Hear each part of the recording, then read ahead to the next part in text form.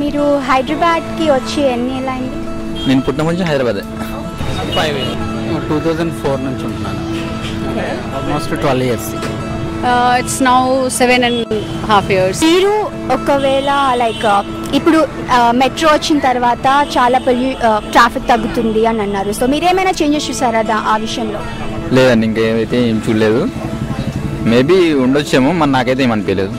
Metro వచ్చిన తర్వాత ఏమి మార్పు అనేది ఏం కనిపించట్లేదు. మెట్రో ట్రావెల్ చేస్తున్నా అంటే పాపులేషన్ అనేది పెరుగుతుంది రోజు రోజుకి. హైదరాబాద్ సిటీలో పాపులేషన్ అనేది పెరుగుతుంది.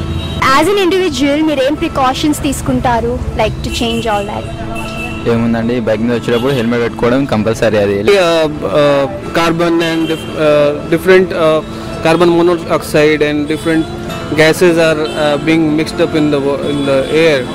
Definitely the people who are traveling through road and all, they are getting more polluted air, and at the same time the water is also getting polluted. You see the condition of Hussain Sagar right now. ఇంకా helmet only, ఇంకా other thing ఏం లేదు.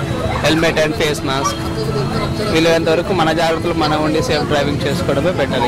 Traffic, see, you can do the carpooling first thing, because everybody is now having car, so they all are going by car to office.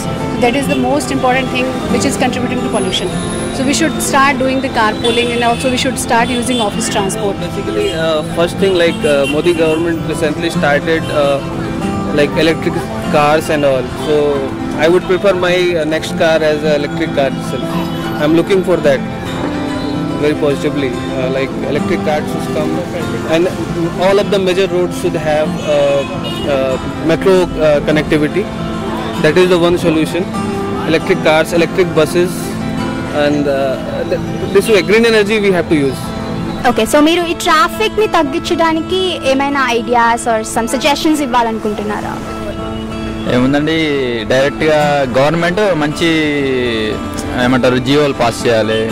ఇంకా నాలాంటి వాళ్ళ youth అదంతా అందరు ఒకటైతే ఇలాంటివి కంపల్సరీ చేయొచ్చు. పొల్యూషన్ ఫ్రీ హైదరాబాద్ని చూడాలని నాకు కూడా ఆశ ఉంది. Just follow the traffic rules అంతే. బికాజ్ ఆఫ్ రూల్స్ పాటించకపోవడం వల్ల ఏమంటారు ఓవర్టేకింగ్స్ అండ్ ఒకరి ముందు ఒకరు వెళ్ళిపోవడం వల్ల మధ్యలో ఒక వెహికల్ స్ట్రక్ అయ్యి ఎక్కువ లాంగ్ 1-2 kilometers వరకు అది జామ్ అయిపోయి ఇంకా డిఫికల్టీస్ మనమే ఎక్కువ తెచ్చుకున్నట్లు అవుతుంది. సో అదొకటి రూల్ ప్రకారం వెళ్ళిపోయి ఏదైనా ట్రాఫిక్ ఏదైనా అయినప్పుడు కొంచెం ఓపిక్గా ఉండి క్లియర్ అయ్యాక వెళ్తే 5 minutesలో క్లియర్ అవుతుంది. లేదు ముందు పరిగెడితే అది 5 hours అవ్వచ్చు.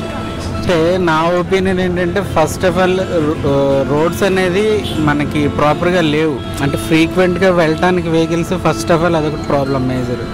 రెండోది కూడా పొల్యూషన్ ఒకటి మెయిన్. ఏంటంటే ప్రతి ఒక్కరు కూడా ఫ్రీక్వెంట్గా ఏది చేయడానికి కూడా అవకాశం ఉండదు. ఎక్కడ పెడితే ఇక్కడ ఇర్రెస్పాన్సిబుల్గా వస్తారు. మెయిన్ పబ్లిక్లో కూడా అవేర్నెస్ అనేది 100% కావాలి. అదొకటి. Follow the rules. I also follow the rules. And also please use whatever you have been taught in your school. They are just, I mean, what I feel, they're not educated enough to make the earth clean. Okay, they should be.